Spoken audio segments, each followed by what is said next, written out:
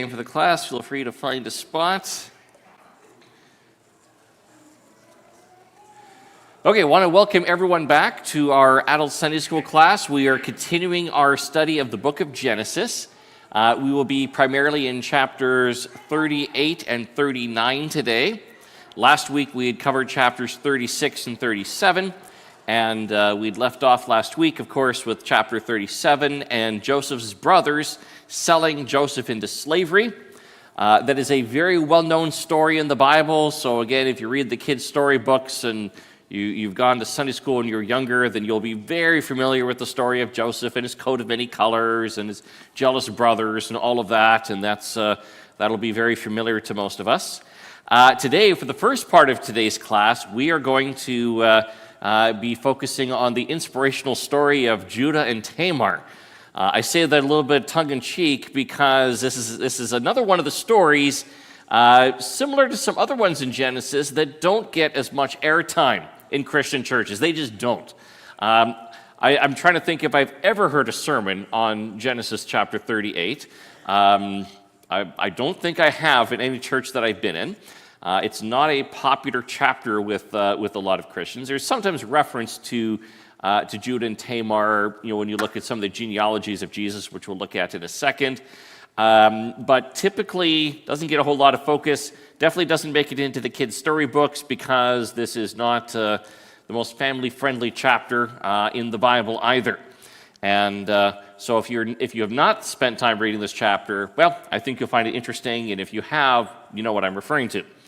And so without any further ado, if you have your Bibles, feel free to turn with me to Genesis chapter 38. And I'm going to start with reading the first few verses in chapter 38. It happened at that time that Judah went down from his brothers and turned aside to a certain Adullamite whose name was Hiram. There Judah saw the daughter of a certain Canaanite whose name was Shua. He took her and went into her. And she conceived and bore a son, and he called his name She conceived again and bore a son, and she called his name Onan. Yet again she bore a son, and she called his name Shelah. Judah was in Chezib when she bore him. So there's a few things here that we know just to sort of set the context, because you'll recall last week we were looking at the story of Joseph being sold into slavery by his brothers. We know that the events in chapter 38 happened after Joseph is sold into slavery, because it tells us in the very first verse it happened at that time. Well, what time? Well, at the time after Joseph is sold into slavery. And we also see that for some reason, Judah has separated from his brothers. Now, just to keep in mind, Jacob has 12 sons. He's got 4 wives. He has Leah and Rachel, who were his 2 primary wives, the 2 sisters, and then Bilhah and Zilpah, who were the servants of those 2 wives, who were given to Jacob in marriage so that they could produce more kids that would be attributed to Rachel and Leah. Judah is the 4th oldest son. He is the 4th son of Leah. So just putting that in context here. And he is also the brother who intervened to help save Joseph's life. You had Reuben, who had intervened initially, the oldest son, who had intervened so that they wouldn't kill Joseph right then and there, but instead convinced his brothers, let's throw him into a pit. And, Reuben had this plan where I'll just come back after when they're all gone and I'll just rescue him from the pit. And then, of course, when they're in the pit, Judah realizes that, look, we'd better do something here, or else they're gonna kill him in the pit, or he might have been thinking they're just gonna leave him and he's gonna die. Either way, Judah's thinking, I don't want blood in my hands, so it's Judah's idea to sell Joseph into slavery. So that's just a bit of context in who Judah is. Why does he separate from his brothers for a period of time? We don't know. The author does not tell us. It's possible that there were some tensions as a result of how the Joseph situation was handled.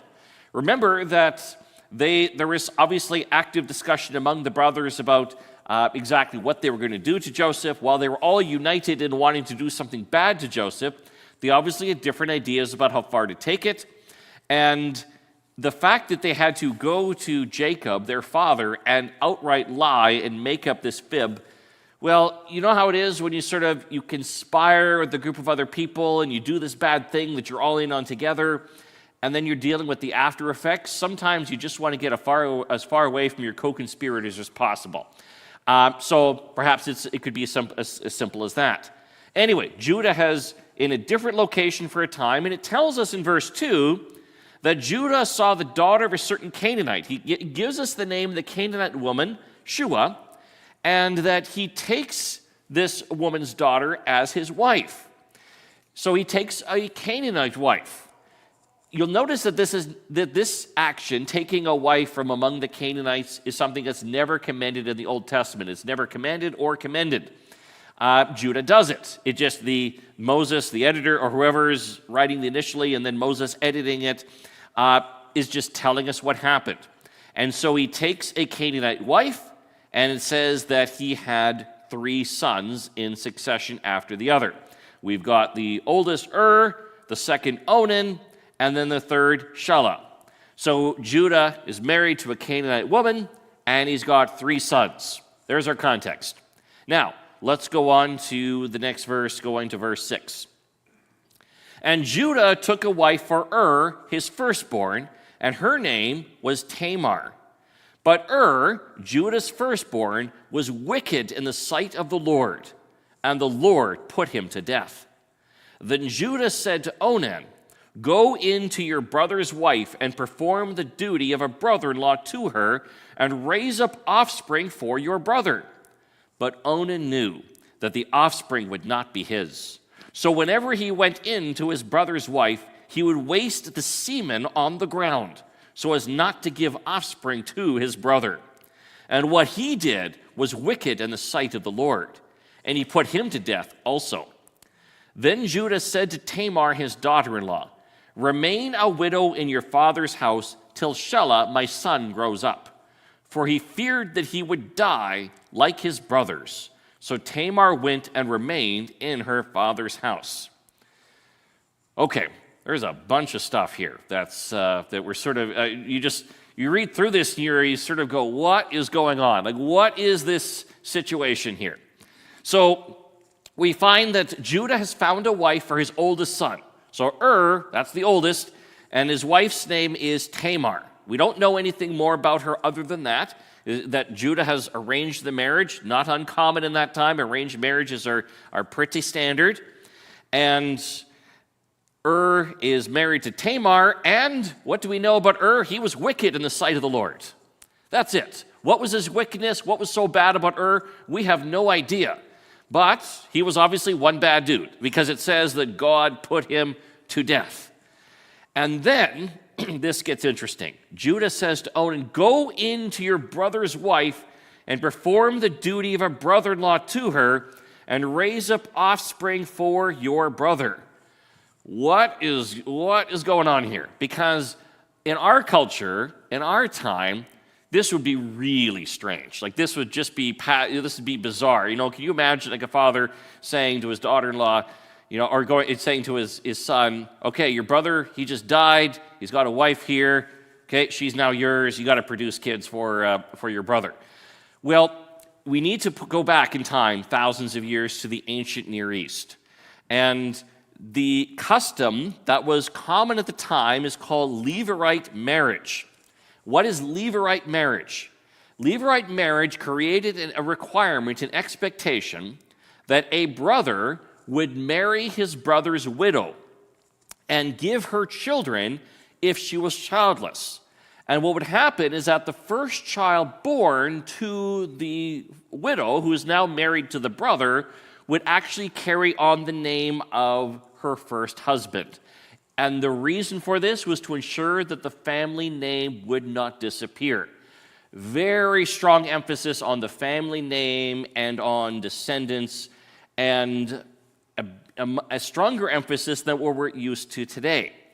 This custom even appears in the Bible. In fact, later on, at the time of Moses, this was actually part of the law in Deuteronomy. I'm going to briefly go to Deuteronomy chapter 25, where you'll see this codified more specifically. I'm going to go to Deuteronomy chapter 25, verse 5. If brothers dwell together, and one of them dies and has no son, the wife of the dead man shall not be married outside the family to a stranger.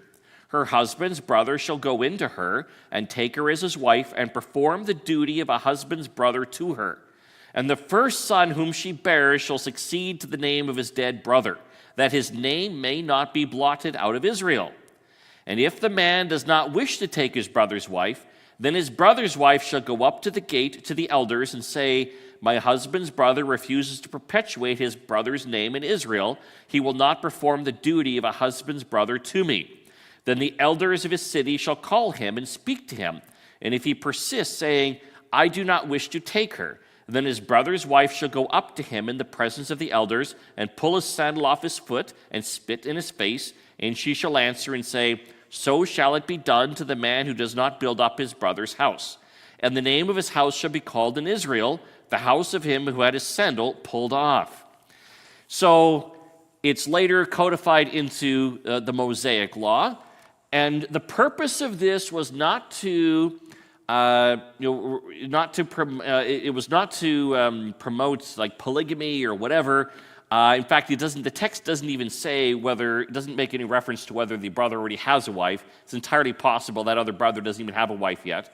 But in any case, the point is very clear. It is to protect the widow because this way she doesn't have to leave the family. And it's to protect the memory of the dead brother. That's the purpose behind it. Again, this is foreign to us now because this is not how we think in our culture. But this was the way that it was in the ancient Near East. And so what Judah is saying to Onan when he's saying, go into your brother's wife, perform the duty of your brother-in-law, this is what he's referring to. If you want to see another example in the Bible of a variation of Levirate marriage, read the book of Ruth. And you'll see the whole situation there where it's not quite brothers, but it's close relatives, where you have Boaz, who ultimately takes Ruth as his wife because he's a relative, but there's actually another relative who's closer to Ruth and who has to decline first before Boaz can take Ruth. But anyway, read the book of Ruth, and it makes a lot more sense when you realize that, okay, the custom of the Levirate marriage. So, Onan then takes Tamar as his wife. And it says in verse 9, then Onan knew the offspring would not be his. So Onan is thinking to himself and saying, if I produce children with Tamar, the son's not going to count as mine, it's going to count as Er's.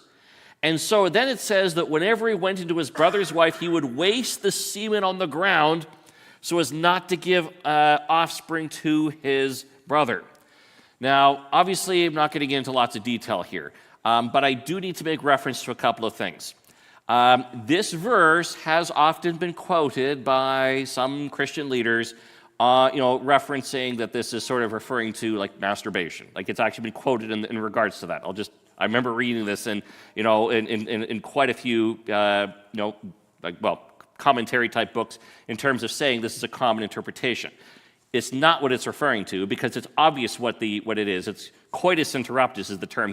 What he's doing is this guy is intentionally making sure that before the act, he's making sure there's no semen available, so that way he does not give any offspring to his brother. Okay, I don't want to go into more detail on that. That's as far as I wanted to go, but the text explicitly talks about it, had to comment on it. Anyway, so why is Onan put to death? It's obvious. The text tells us. Onan is really selfish. He is not performing his duty. He's intentionally trying to deprive his brother of his son in his name, so God puts him to death. What he did was wicked in the sight of the Lord. He put him to death also.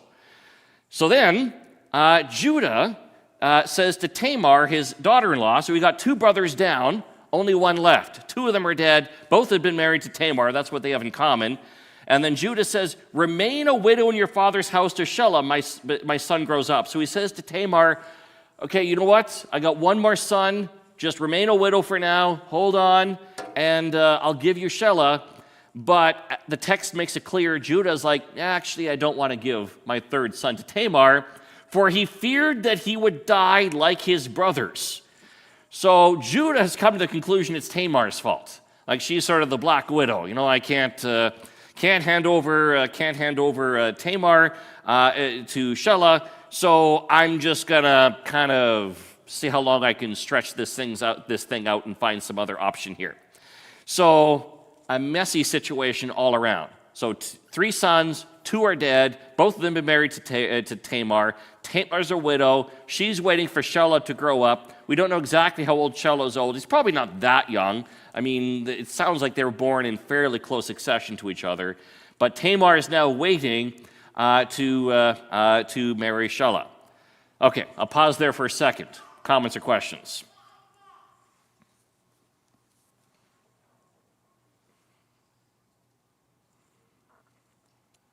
Yes? It's not clear. If you go with what's in Deuteronomy 25, yes, but it's also possible that that's written after. So I don't know for sure whether that's how that would have been applied in this case. Onan might have been thinking to himself that these would all count as Ur's kids. But in any case, the oldest son is the firstborn. That's the most important, especially in that culture. So even if it's just one, yeah.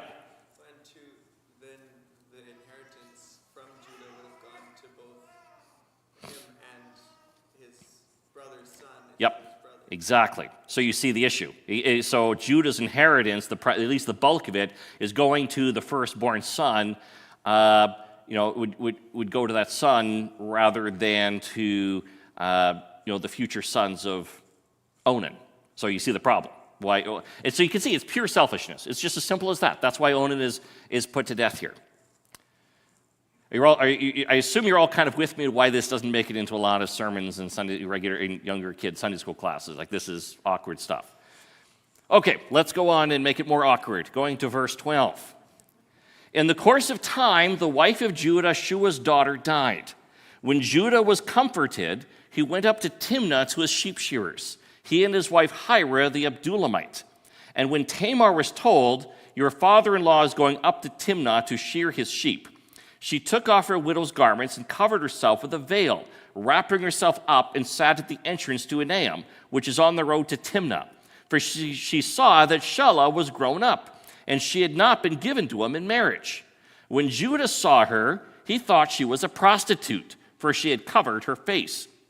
He turned to her at the roadside and said, come, let me come into you, for he did not know that she was his daughter-in-law.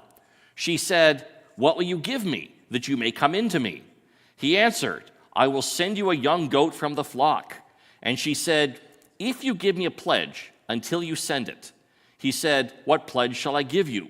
She replied, your signet ring, your signet and your cord, and your staff that is in your hand. So he gave them to her and went into her, and she conceived by him. And then she arose and went away, and taking off her veil, she put on the garments of her widowhood. So verse 12 makes it clear that there's a fairly significant amount of time that has passed here. So remember, Tamar is living as a widow, waiting for Shelah to grow up. And in the course of time, that's sort of a way of saying, like, after a while, Judah's wife dies. We actually never find out the wife of Judah, because that's Shua's daughter. His wife dies, and so there's a period of mourning, and then it tells us that Judah goes up to Timnah, and with his friend Hira, and Tamar is informed about this, and obviously, enough time has gone by that Shelah has grown up, because it tells us that Shelah has grown up and she had not been given to him in marriage. This is a serious thing, because she is living as a widow, and she had been promised, the third son of Judah, and Judah is not following through. He's obviously content to just leave her in widowhood, which is a horrible thing to do to her, because it puts her in an untenable situation. I mean, to be a woman in the ancient Near East and to not be married and to not have children, like, you are in serious disadvantage in society at that time. So she comes up with her own plan, and she takes action. She takes off her widow's garments, and she covers herself with a veil, and she's sitting at the entrance gate, in the hope of meeting Judah. Keep in mind, that's her father-in-law. And in verse 15, he sees her and he thinks she's a prostitute because she's covered her face. So, the author does not sugarcoat this. Judah is thinking, oh, this is a prostitute. And he's now negotiating with her for the price. And so, he says, let me come into you. It's a euphemism for let me have sexual relations with you. And then she says, what do I get? What are you going to give me? And he says, I'll give you a young goat from the flock. So that would have been valuable at that time. Generally, probably not what's promised nowadays, but at that time, that's what was promised. But she's like, actually, I don't think you have that young goat with you right now. I need a pledge. I need a guarantee. It's kind of like you're in when you're in a restaurant or bar or whatever, and you sort of put it on my tab. Well, if you're going to have a tab and you're not well known there, you're probably going to have to hand over your driver's license or your wallet or something or ID that they can sort of hang on to, and then that way you make sure to pay your tab. And so in this case, his tab, involved. He says like, well, what pledge do I need to give you? And she says your signet, your cord, and your staff that is in your hand. And by the way, verse 16, this question of what will you give me, some commentators note it's actually almost a bit of a play on words here on Judah's refusal to give her Shelah. Like, what will you give me? Like, you're supposed to give me Shelah. Like, that's what you had promised. Anyway, he gives his signet, the cord, and staff and pledge. What were these things? The signet may have been a small cylinder seal worn in a cord around the neck. The seal was rolled over soft clay to give a unique impression, identifying the owner. And the seal was often perforated for suspension by the cord. So again, modern day equivalent, it's like handing over your wallet, your driver's license, your passport, kind of like that. You're given something that you definitely want to get back. I mean, I can pretty much guarantee you, if you're in a restaurant and you say, yeah, put it on my tab, and you give them the driver's license, you're probably not going to forget to take care of that. You're not going to leave your driver's license or your passport or whatever with the server indefinitely. Okay, so they have sexual relations. She then goes back to where she was and goes and puts back on the garments of her widowhood. And we go on to verse 20. When Judah sent the young goat by his friend the Abdullamite to take back the pledge from the woman's hand, he did not find her. And he asked the men of the place, where is the cult prostitute who was at Enaim at the roadside? And they said, no cult prostitute has been here. So he returned to Judah and said, I have not found her. Also the men of the place said, no cult prostitute has been here. And Judah replied, let her keep the things as her own, or we should be laughed at. You see, I sent this young goat, and you did not find her. Okay, so this isn't going well for Judah. He's in an awkward spot here. So he sends the young goat. This is what he'd promised to pay, and the idea is, okay, well, and he's got a loyal friend here. His buddy Hira the Abdullamite is doing his bidding, saying, okay, you know what, I need you to go pay the prostitute here, so send you down, here's the goat, make sure you get my cord and my signet ring, get my signet and all that back. But there's a problem. Hira can't find this prostitute.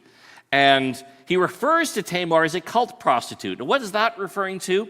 Well, it was common at that time where you had prostitutes that were involved in, there's a religious dimension where it's linked to fertility rituals. You would often have prostitutes by temples and such, and it was part of religious rituals and often linked to fertility, kind of a fertility ritual. So in any case, there's, Hira finds out there's no cult prostitute here. So we have no idea what you're talking about, who this is. And so Hira goes back to Judah, says, I have not found her. And the men of the area say that there's no cult prostitute that's been here. And Judah's suitably embarrassed at this point. And he's like, okay, well, I guess I've lost my stuff. I guess we'll just hope that this never comes up. Leaves those things and resolves to keep quiet. But he does get to keep his goat, I guess. Then we go on to verse 24. The plot thickens. About 3 months later, Judah was told, Tamar, your daughter-in-law has been immoral. Moreover, she is pregnant by immorality. And Judah said, bring her out and let her be burned. As she was being brought out, she sent word to her father-in-law, by the man to whom these belong, I am pregnant. And she said, please identify who these are, the signet and the cord and the staff. Then Judah identified them and said, she is more righteous than I, since I did not give her to my son Shelah. And he did not know her again. So, word gets back to Judah that Tamar is pregnant, and of course, the way it's described, she's been immoral, because how else could she have gotten she's a widow, she's not married to anyone, she's pregnant, big scandal, and I do find a little amusing, Judah's righteous indignation here is impressive, where he's, bring her out and let her be burned. Hypocrisy has no bounds. It is amazing how easy it is to be self-righteous, even when you are guilty of the very same thing. Even so, Judah visits what he thinks is a prostitute 3 years earlier, and he finds out his daughter-in-law has had sex with someone she's not married to. Oh my goodness, she needs to be executed. Human nature, this is what it is. This is what people do. And it's quite an outburst of righteous indignation. But then, Tamar is obviously quite clever.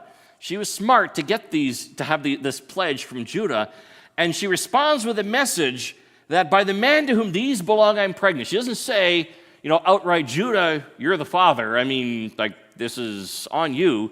She's like, kind of half playing dumb. By the man, whose are these? It's sort of a classic way you put the question back, and of course, Judah knows that he's got no response here. And so he confesses, she is more righteous than I. He says, I did not give her to my son Shelah. Now, you might sort of think even that sounds a little odd. You would think, again, if we were sort of putting it in contemporary context, we'd be sort of going, well, shouldn't the main thing he'd be confessing that he had sexual relations with his daughter-in-law while thinking she's a prostitute? Like maybe he should focus on that. But again, you got to remember how important the Levirate custom was, how important it was to honor your word, and that you've promised a son to this woman, to this widow. That's actually, in that culture at that time, that's the big offense. And so Judah identifies that. And in any case, he does confess, she is more righteous than I.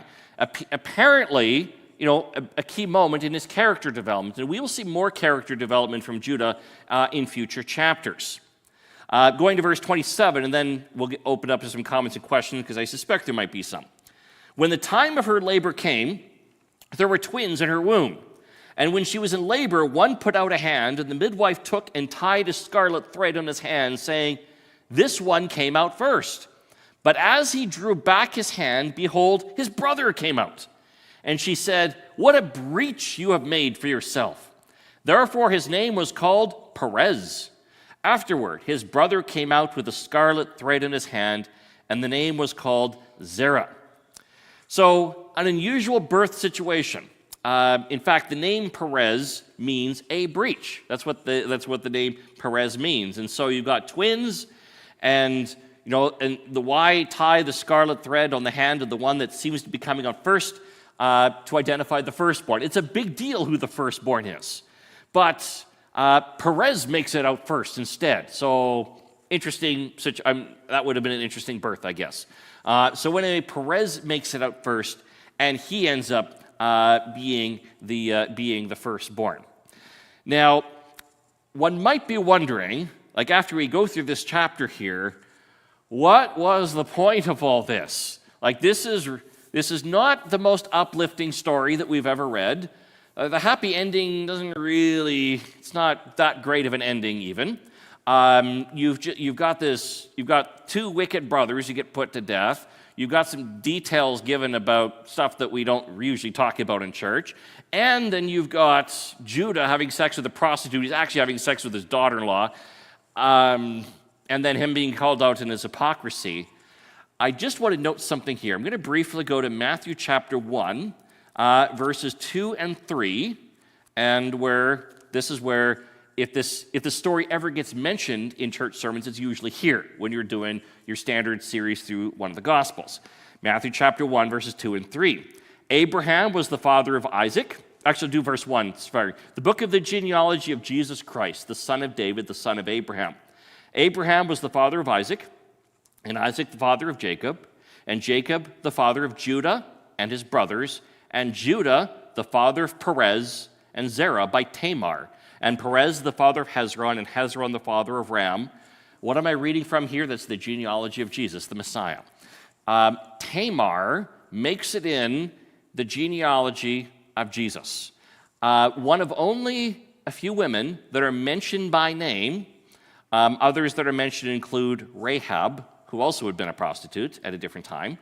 And so this whole situation here, we now know how the line continues where we get to the messianic line. We find out later in Genesis why Judah is the chosen of the 12 brothers to continue the messianic line, even though all 12 of the brothers are tribes of Israel and are part of the Israel nation. Only one of them continues the messianic line, and it's Judah, through his immorality with Tamar, that ends up, that this produces Perez, who is the ancestor of Jesus. Incidentally, Perez and Judah are also mentioned in the genealogy of Luke that I had the privilege of reading last week during the scripture reading. So if you looked up Luke chapter 3, Perez and Judah are there too. No question, we've got the messianic line here. And so the point here is not to say that, look, this is great what Judah did. Of course it's not great what he did. The whole story has an uncomfortable amount of messiness to it. But as we've seen, the messianic line to Jesus has people in it that have done bad things. Doesn't change the fact that God can use them. And so God used a situation here that was messy and ugly and sinful, and still, you look ahead, something really good happens in the end. Really, really good. The Messiah, Jesus. I'll pause there for a moment. Comments or questions?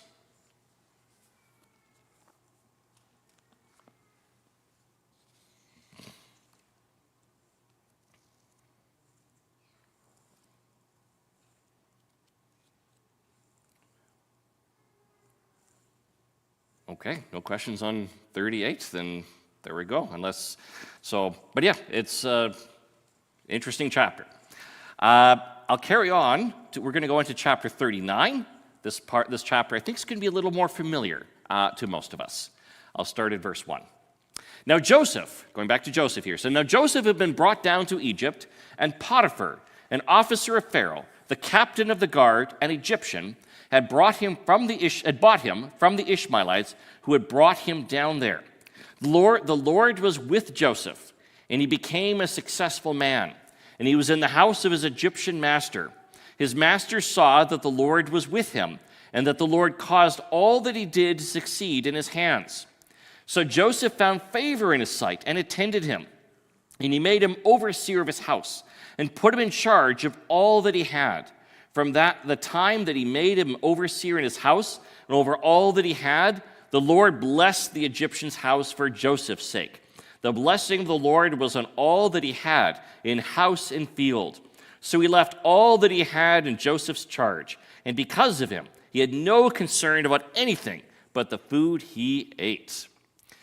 So what we notice here, so we're transitioning back to the story of Joseph. Joseph, as you saw in chapter 37, had been sold into slavery. We had the interlude of the situation with Judah and Tamar. But now it picks up in the verses in chapter 39.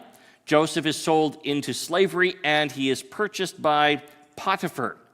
Now, should be noted that if you go back, if you read, we look at Abraham, Isaac, and Jacob, one thing all three of them have in common is God spoke to them directly.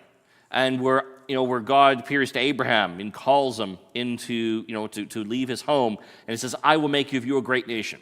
And then he repeats that promise to Isaac and repeats that promise to Jacob. There's actually no account of God having a direct conversation with Joseph. Like there's no time where God appears in a vision and says, Joseph, my son, I am with you. And yet, there is no question that God is with Joseph. Verse 2, the Lord is with Joseph, and he became a successful man. So here's the good news. God can be with you even if you've never heard his voice directly, which I think would describe the vast majority of the Christian population. There are very, very few Christians who will claim that they've heard God speak audibly. I certainly never have. And there's no account here of Joseph audibly hearing God's voice, and yet God is with him. And how do we know that God is with them? Because, well, the author tells us explicitly, and he works through Joseph and brings blessings. God be with us even if we don't see it directly. And what is Joseph blessed with? Well, he's blessed with a gift of administration. It's obvious. He is very good at running things, uniquely good, where Potiphar sees that Joseph, he sees that the Lord is with him. Now, again, it's unlikely Potiphar would have recognized the Lord as, the Israelites did, but he recognized that the gods are with, he certainly would have recognized that there's a blessing on Joseph. This guy's really good. And so Potiphar puts him in charge of his house, of all that he has, from overseer of everything, and that his house it's blessed, and things are going really well because Joseph is running everything. And as verse 6 says, he left all that he had in Joseph's charge, and because of him, he had no concern about anything but the food he ate. It's nice when you can find someone like that. So for those of you that maybe own a business or are a boss, you really, when you find that one employee that they're just really good and they can run stuff, and you can just delegate and they do everything, and then you get all the benefits, you want to hang on to that employee. That's really good. And so that's, or your executive assistant or whatever you want to call it. Joseph is that guy. Things are going really well.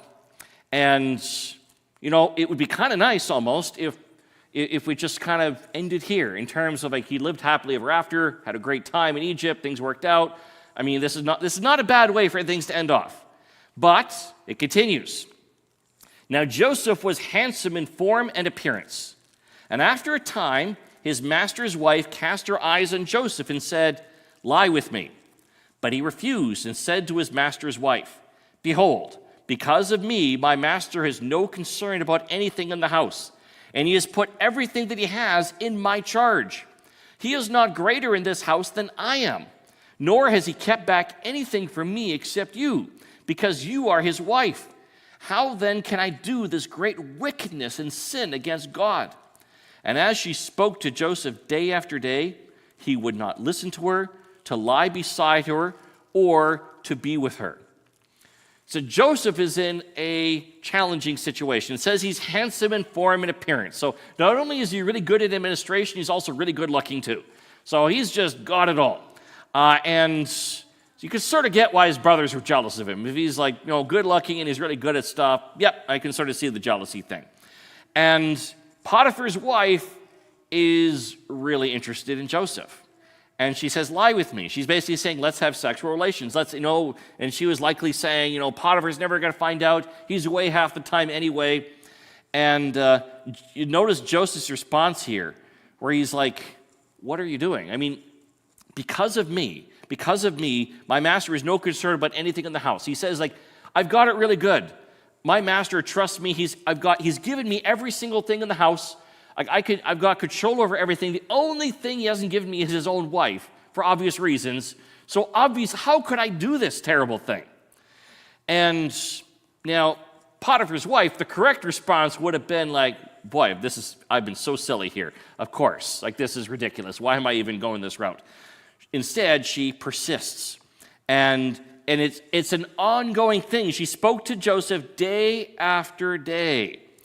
So if you think about our sermon this morning, where Pastor Calaby is talking about temptation, and where Jesus is tempted by the devil, and where Satan, the devil, tries to wear us down, and here we see Joseph being tempted again and again and again. You'll notice Joseph's response.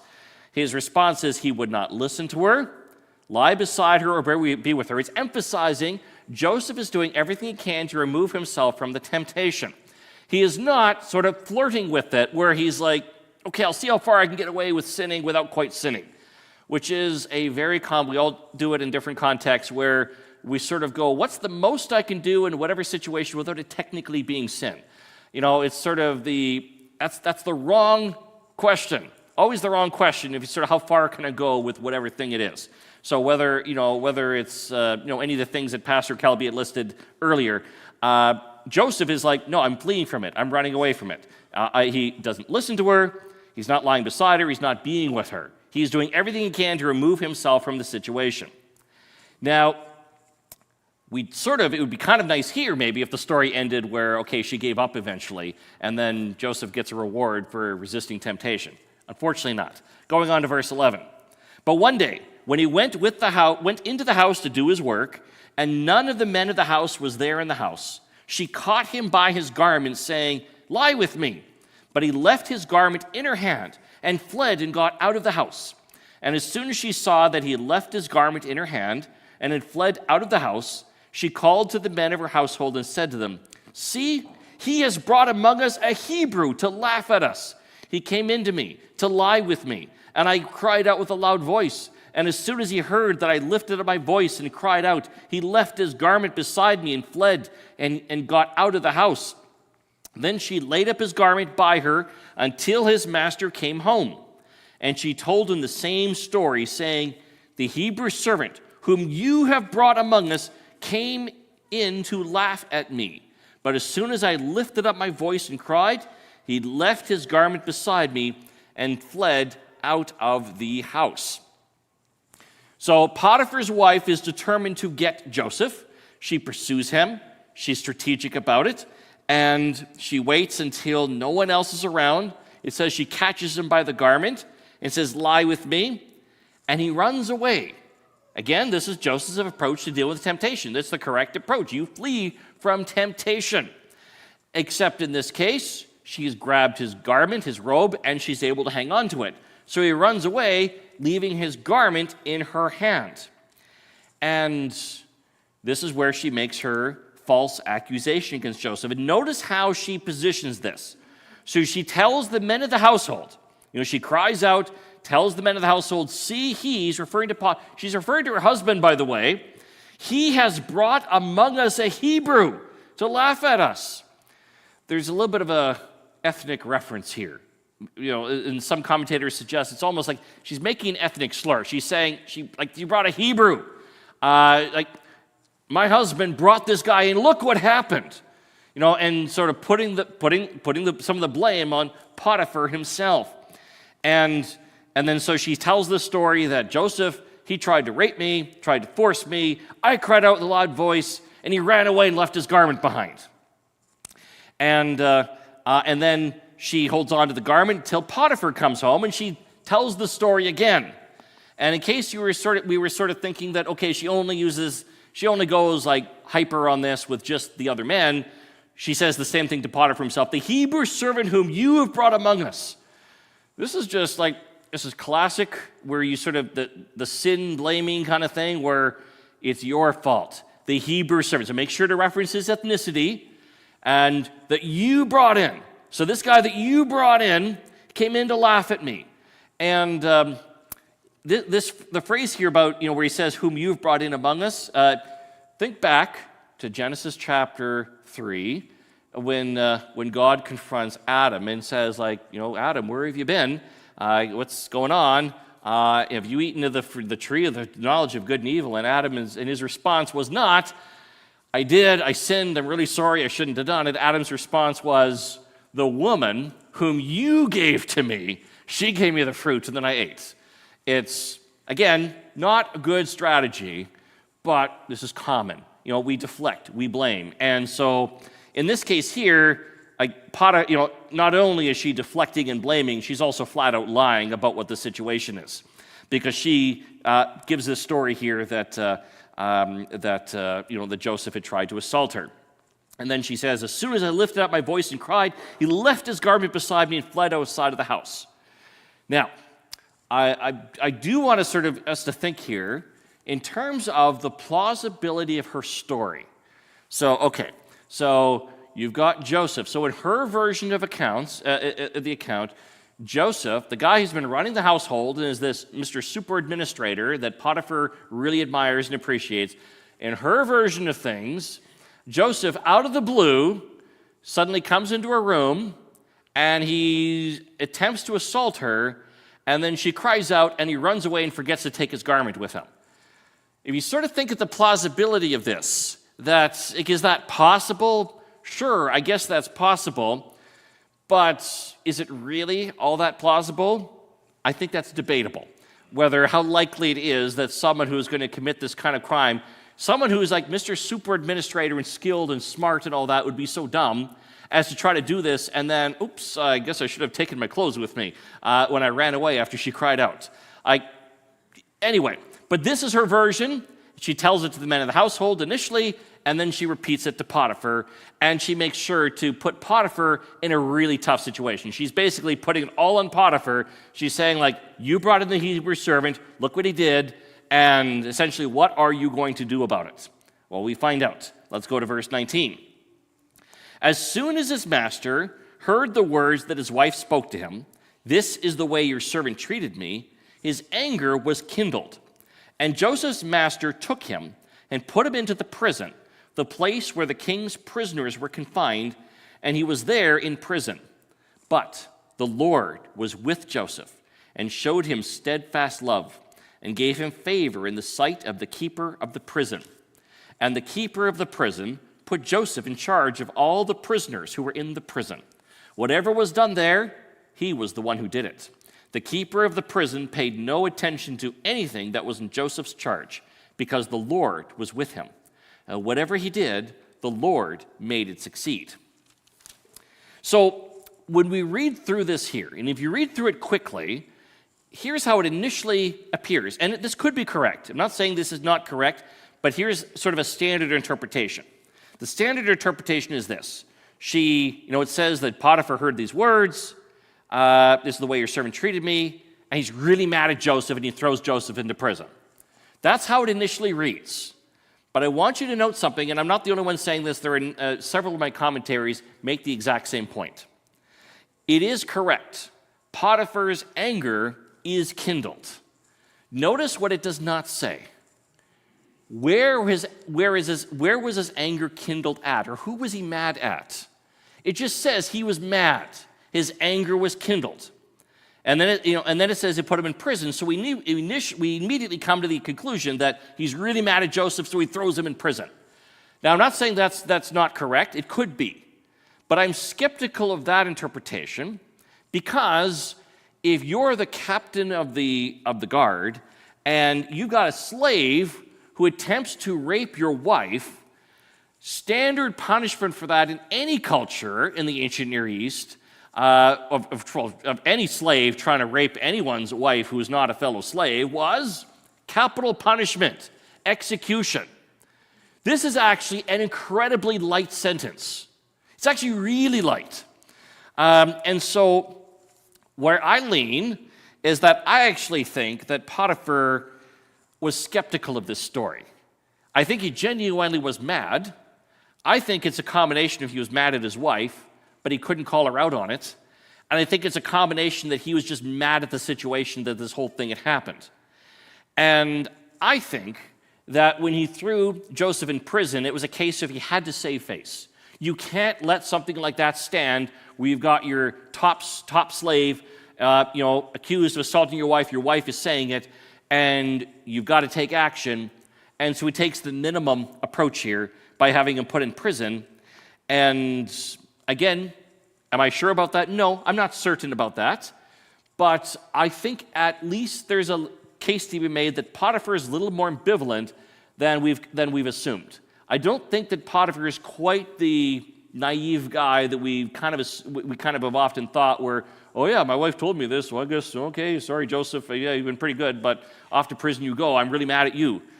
Possible, but I think if he was really, really mad at Joseph, I think Joseph would have had his head removed. I think that would have been the more likely consequence. Anyway, whichever is correct, doesn't really, it's speculation either way. But anyway, what is not speculation is he's sent to prison.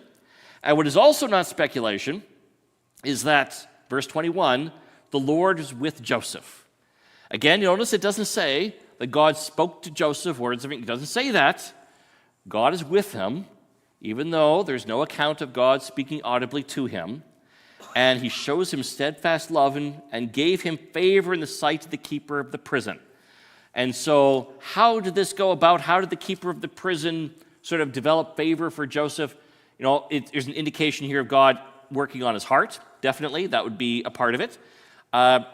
I think another part of it possibly could be Potiphar perhaps sort of saying that, look, this is the situation, this is what we got, but kind of signaling that, okay, this is a weird situation here, so I'm going to sort of wash my hands of it, which would, and he picked up on the ambivalence. In any case, or he may just have seen that Joseph seems different than the other prisoners, but it is interesting how he figures out so quickly that Joseph's really good at running stuff. Who knows? Maybe Potiphar might have led on to him that, you can't run my household anymore, but if you need anyone to run stuff, this guy's really good. Whatever. He's put in charge of all the prisoners who are in the prison. Whatever was done there, he was the one who did it. That is a little unusual. You don't usually hear of that many cases where a prisoner is basically kind of, well, I'm going to make you my number 2 here. You're in charge of the prison. You're just a prisoner too, but you're in charge. But there's some remarkable favor that's on him. And again, in verse 23, very similar description to what we had of Potiphar before. The keeper of the prison paid no attention to anything under Joseph's charge, because the Lord was with him. Whatever he did, the Lord made it succeed. And so it is clear that God is still with Joseph, and he's still blessing him. And by extension, he's blessing those who are around Joseph. So it's not just Joseph who benefits. Initially, it was Potiphar and his household who benefited from God's blessing. Now it's the keeper of the prison, who's probably having his best time ever as far in his prison keeper career. Because now he can delegate all the hard stuff to his number 2, Joseph, and the keeper of the prison can sort of sit back and watch YouTube videos or whatever he would have been doing at that time. Because he's obviously, he doesn't have to work terribly hard if Joseph is doing everything. So I'll open up to comments and questions in a second. I will mention just a couple points of application that would stand out to me from chapters 38 and 39. One is that we need to remember that hypocritical actions will be exposed. Judah was engaged in some serious hypocrisy in chapter 38. It's really obvious when it's all laid out like this. And it's exposed. Now, whether it's exposed now, whether it's exposed at some point in the future, or whether it's exposed after you die, it's going to get exposed. So hypocrisy is bad. It's going to get exposed. And when it gets exposed, it goes badly. And in Judah's case, this would have been a very embarrassing situation for him. Would have been better if he had just honored his promise to, okay, Sheila, here's my next son here. The other 2 didn't die because of Tamar. They died because they were wicked. The text explicitly tells us that. Okay, second point of application. This one's a very obvious one from the story of Joseph here. When being tempted, run away from it as many times as necessary. Does that guarantee that running away from temptation, things will go well in the short term? No, there's no guarantee. If you're being tempted to cheat at work or whatever and you resist, you could still get fired. It could happen. You could lose your job. There's no guarantees. You could be falsely accused of something. That happens too. It happened to Joseph. But it's still the right thing to flee from temptation. And so we don't determine what the right thing is based on the immediate consequence afterwards. Now, the good news is that most of the time when you flee from temptation, things actually go pretty well.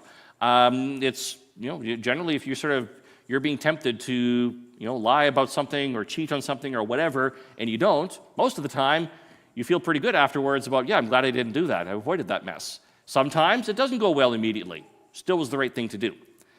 Okay, I'll pause there and open up to comments and questions. Putting these 2 chapters side by side, it's interesting to wonder if Moses, as he was writing this, if he thought about the future and the lineage of Christ. Well, I know he's obviously the person who will carry on the lineage of Christ. Yeah. It's a good sort of observation. Did Moses, at the time that he's writing, editing this, Would he have known about, like, specifically lineage of the Messiah, and he's identifying that here? I'm not certain. He would have known about the kingly lineage, because it's referenced later on in Genesis, and I think probably messianic, but I don't think he would have understood it in the full way that we do now. Just like Isaiah, when he sort of, in his messianic passages, I think he knew that they were messianic. I don't think he would have, if you'd asked him, okay, let's ask a bunch of questions and how does this all play out, I don't think he would have gotten all the details exactly right. But yes, it's the story of Judah and Tamar. It makes a lot more sense when you sort of when you see that, oh, this is where the line of Jesus comes from.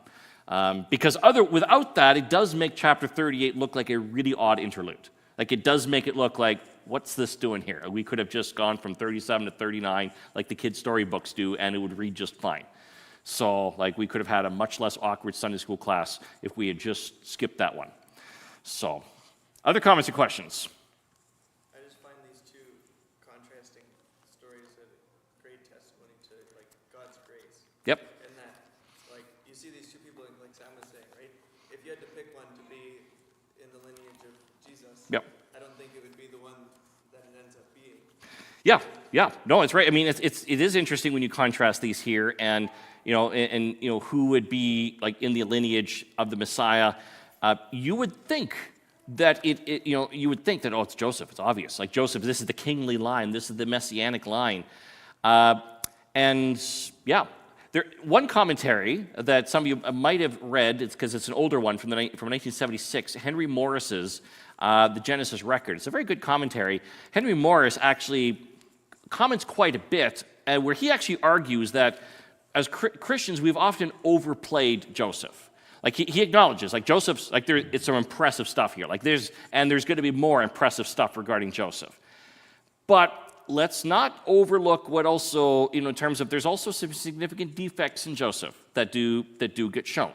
And Henry Morris actually goes pretty hard on this, harder than most other commentaries. So if you want to check that out, it's called The Genesis Record by Henry Morris. And it's just very interesting how he kind of really, and Morris in particular argues that, because some Christian scholars, commentators have do a lot of parallels between Joseph and Jesus. Because there are some, especially in terms of the whole fleeing from temptation, you could definitely have some parallels. And Morris cautions against going too far in that, going like, hold on a second here, it's not that close of a match. So Joseph's good in a lot of ways, very impressive.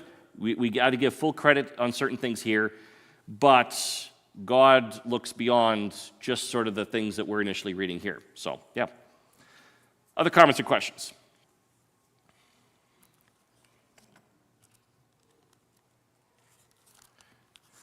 Okay, I will wrap up because we are at noon. Next week, we will do two chapters again. That'll be chapters 40 and 41. So that's where we'll be at next week. So I'll close with prayer, and then we're dismissed. Heavenly Father, Lord, I just thank you that we can once again read your word. And Lord, these two chapters are in many ways so different from each other. Chapter 38, the story of Judah and Tamar, a chapter that is frankly tough to read in terms of some of the things described in it. And yet, it tells a key story about where the Messianic line comes from. And I just ask that as we look at these chapters, that we would learn from them, that we learn that in both the lives of Judah and Joseph in different ways, you are with them, and that you're with us today. I ask that you would help us as we continue to share your word